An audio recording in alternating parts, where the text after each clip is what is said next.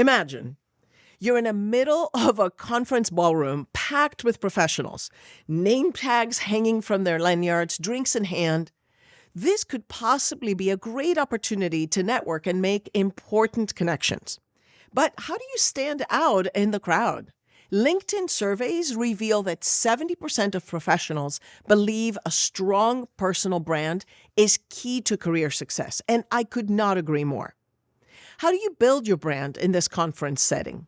Here are tips for helping you make strong impressions at your next large crowd networking event. First, entering the room. Princeton University research shows that people can form opinions about others in 1/10 of a second. How you present yourself when entering a room makes an immediate statement. Your posture, your perceived openness, and making eye contact with a demeanor that communicates confidence are all critical. I know that such bustling settings can bring on anxiety. Many professionals have told me they feel that everyone is either staring at them or ignoring them. These are exactly the fears we need to overcome. So here's a training drill. Find a busy people setting and literally practice walking laps around the room. At a busy restaurant, maybe take a long way to the bathroom. At an athletic event, find a way to walk in front of all the bleachers. Be the first to cross at a green light. As you do your practice laps, be sure to hold your head high, drop your shoulders back, lift your chest, and slow down your stride. Don't just look straight ahead, but take a look at the setting and the people around you. Second, your 30-second intro. Nearly all professional settings give you an opportunity to answer the question, "Tell me a little bit about you," or "What do you do?" To stand out, you need to say something both memorable and relevant to the setting and the context.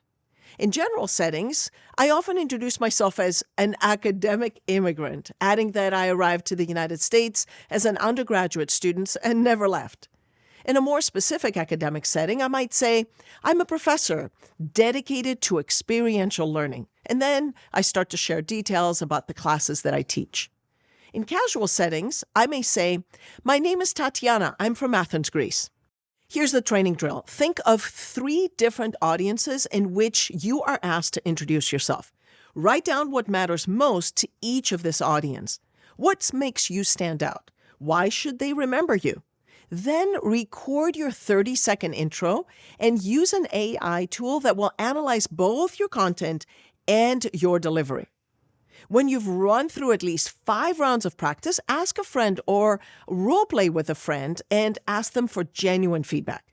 Be sure to define the context and potential audience you want them to play. Tip number 3, building rapport. Building rapport is a foundational step in forming any meaningful relationship. It requires time, it requires effort, and a genuine interest in the other person.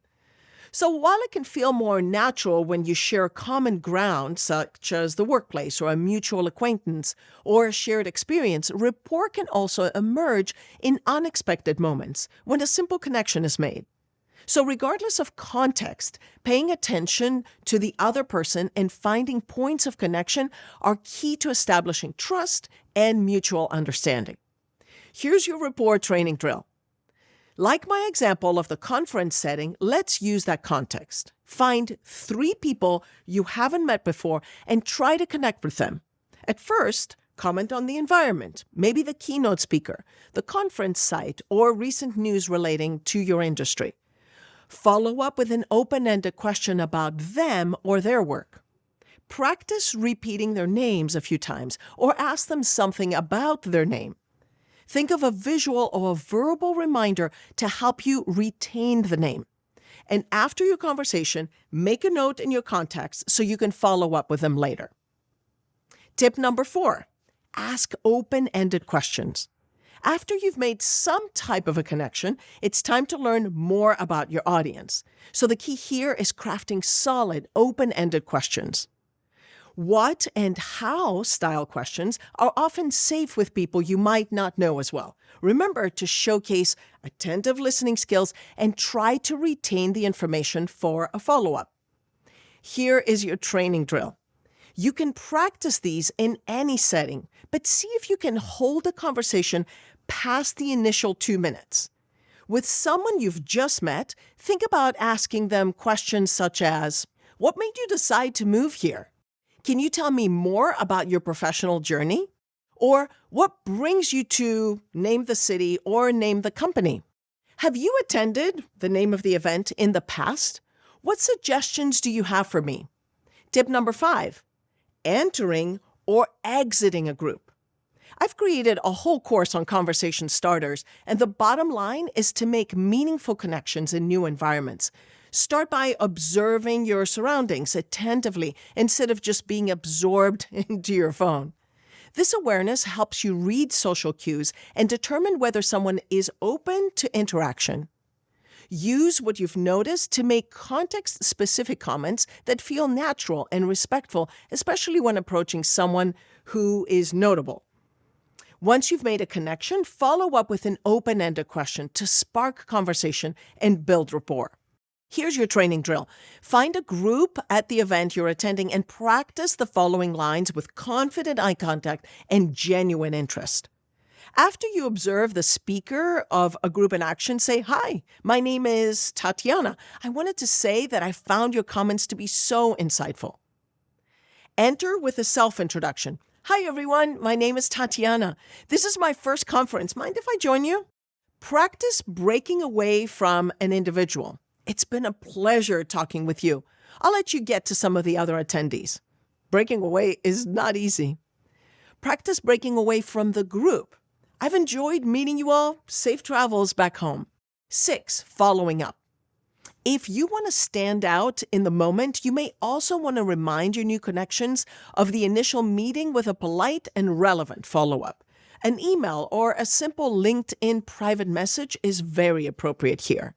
Be sure to mention at least one item that you and your new contact discussed and make a comment about one activity that is relevant to them. You may say, "It was such a pleasure meeting you. Your insights on specific topic there were very enlightening. Best of luck with whatever they were going to be doing.